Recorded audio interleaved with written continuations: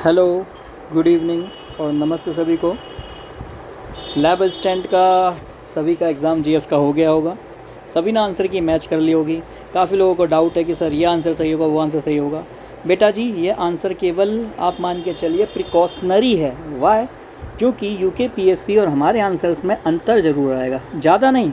कुछ ही क्वेश्चंस में मैं आपको ओवरऑल कहूँ 8 से 10 क्वेश्चन ही ऐसे हैं जिसमें आंसर में चेंज देखने को मिलेगा, है ना। और वो उसमें जो भी कमी होगी, जब तक मैं भी रिसोर्सेज पूरे कर लूँगा, क्योंकि जितना मुझे आता था और जो मेरे को रिसोर्सेज अभी मिले उनके बेसिस पे मैंने आंसर दिया है। बट मैं कह सकता हूँ हमारी आंसर की में एटमोस्ट आपको 90% डाटा सही ही मिलेगा, ठीक है ना। कुछ क्वेश्चन में मुझे डाउट है क्योंकि मैंने रिसोर्सेज, क्योंकि देखो मैं डायरेक्टली कुछ नहीं बोलूँगा, उसके पीछे कुछ ना कुछ सोर्स होगा, वो सोर्स ढूंढूंगा। जैसे कुछ बच्चों ने मुझे रेफ़र भी किया है कि सर इसका आंसर इसमें हो सकता है या इस बुक से हमने देखा है, तो मैं देख के आपको फिर दोबारा से उसके आंसर बता दूंगा। और ऑब्वियस है मुझे लगता है इस हफ्ते भर में यूके पीएससी की आंसर की भी रिलीज़ हो जाएगी, ठीक है।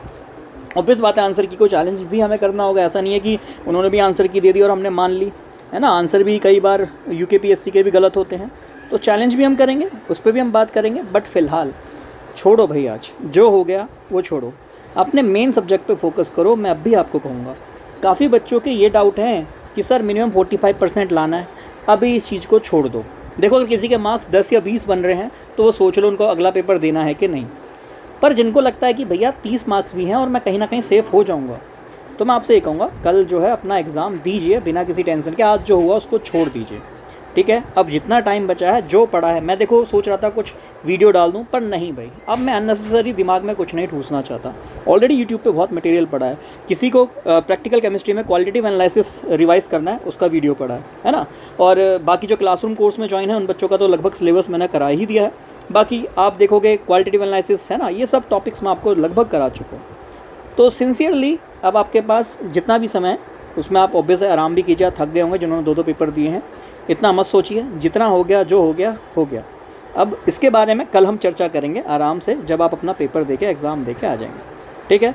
तो अननेसेसरी फालतू की परेशान ना हो, अगला पेपर का सोचिए, व्हाट नेक्स्ट, है ना। थीम ही आज मैंने डाली है, व्हाट नेक्स्ट, ठीक है। तो आंसर की वगैरह आप छोड़िए। अब दूसरी बात, मैं कल की स्ट्रेटजी थोड़ी सी आपसे कहूँगा प्लीज़। जैसे मुझे बच्चे बता रहे हैं फिजिक्स का पेपर आया है ना, तो बहुत ही बढ़िया आया है और मैंने तो अभी तक देखा नहीं। मैंने काफ़ी बच्चों से रिक्वेस्ट भी की, प्लीज़ मुझे सेंड कीजिए, तभी शायद मैं आपको और अच्छे से इस बारे में बता पाता कि आज का फिजिक्स का पेपर कैसा रहा है। बट मैं ओवरऑल आपको बता देता हूँ कैसा पेपर रहा है। छोड़िए इस बात को, आप मेन बात को समझिए। कल आपका जो एग्ज़ाम है, मेन बात सर, वह एग्ज़ाम आपका 180 मिनट का है और क्वेश्चन करने हैं 200। पहली बात, जो एग्ज़ाम में 180 मिनट लाइव रहेगा, है ना, लाइव, इसको ऐसा कह लो जिंदा रहेगा। लाइव मतलब जैसे आप लाइव मैच देखते हैं, 180 मिनट नेट जो लाइव रहेगा, पहली बात वही मैक्सिमम मार्क्स स्कोर करेगा। प्रेजेंस ऑफ माइंड एग्ज़ाम में रखना बहुत ज़रूरी है।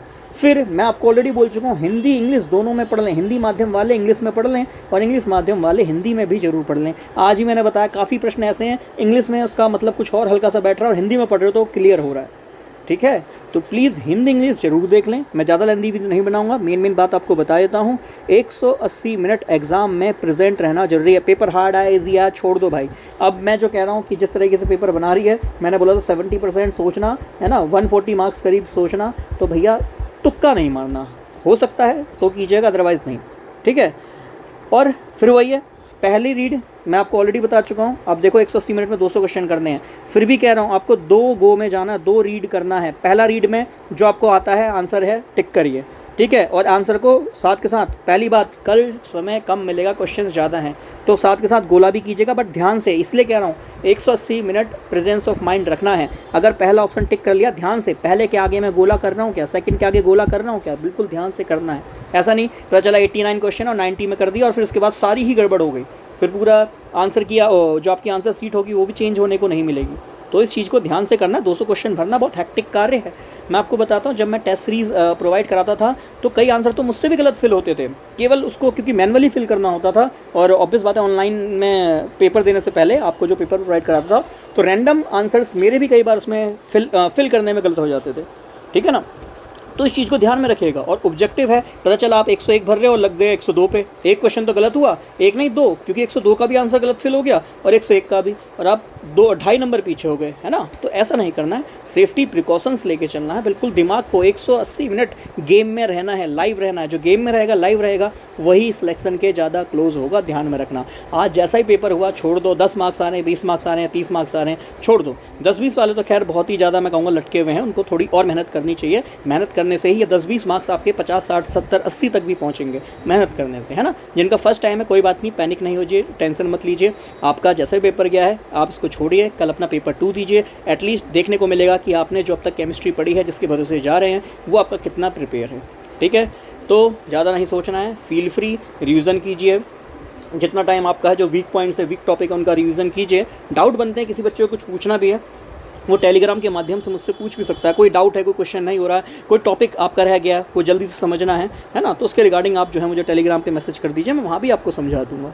ठीक है, तो इतना छोटा सा वीडियो है और मैं कल इस पर पूरा डिस्कस करूँगा। और केमिस्ट्री का आंसर की कल आपको मिल जाएगा, तो भैया चैनल को भी सब्सक्राइब कर लो, शेयर भी कर दो। ठीक है, केमिस्ट्री का आंसर की आपको मिल जाएगा। 100-200 क्वेश्चन है, तो 2-3 घंटे मुझे लगेंगे अच्छे से आंसर प्रिपेयर करने में। तो मान लीजिए अगर आप 2 बजे तक मुझे पेपर देते हैं, तो शाम 5 बजे तक आंसर की नेट अच्छी आंसर की मैं आपके सामने प्रोवाइड करा दूँगा।